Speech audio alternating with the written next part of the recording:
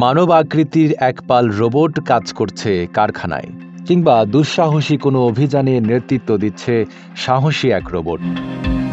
এমন দৃশ্য science fiction মুভিগুলোতে হরহামেশা দেখা গেলেও বাস্তবে তার নজির নেই এখনো। তবে এই কথাও বলে দেয়া যায়, কাল্পনিক এইসব ব্যাপার স্যাপার আর খুব বেশি দিন হয়তো পর্দায় আটকে থাকবে না। কারণ পৃথিবী বদলে দেয়া এমনই এক রোবট আনছেন বৈদ্যুতিক গাড়ি নির্মাতা টেসলার প্রধান নির্বাহী ইলন মাস্ক।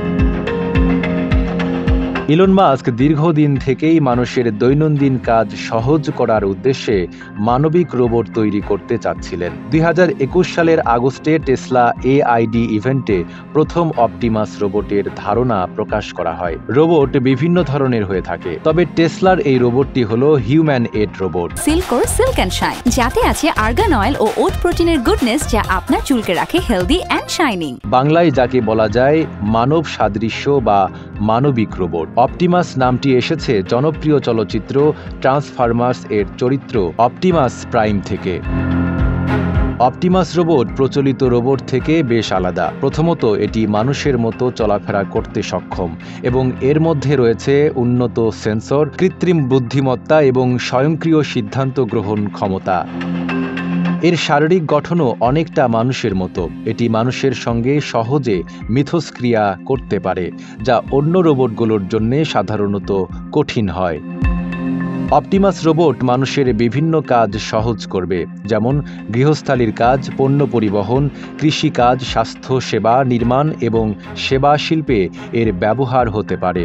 রোবটটি মানুষের দৈনন্দিন কাজগুলো সহজ এবং দ্রুত করতে সক্ষম, ফলে মানুষের সময় এবং শক্তি বাঁচাবে।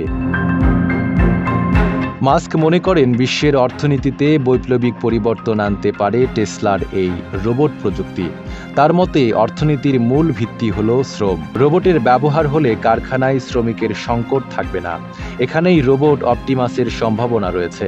এছাড়াও বড় দাগে মাস্কের এই অপটিমাস রোবট বদলে দিতে পারে আমাদের চেনা এই পৃথিবী। এর মাধ্যমে বিপুল সংখ্যক চাকরি অটোমেটেড হতে পারে, যা উৎপাদনশীলতা বাড়াবে এবং সময় ও খরচ বাঁচাবে। ইলন মাস্কের পরিকল্পনা অনুযায়ী অপটিমাস রোবট মহাকাশ গবেষণার ক্ষেত্রেও গুরুত্বপূর্ণ ভূমিকা পালন করতে পারে, যেমন মঙ্গল গ্রহে রোবটদের মাধ্যমে বসতি স্থাপন এবং অন্যান্য কাজ। অপটিমাস রোবট ভবিষ্যতের প্রযুক্তি এবং পৃথিবীকে আরও উন্নত করার জন্য একটি শক্তিশালী হাতিয়ার হয়ে উঠতে পারে, সে কথা বলাই যায়। নাইম আরাবী, ঢাকা পোস্ট।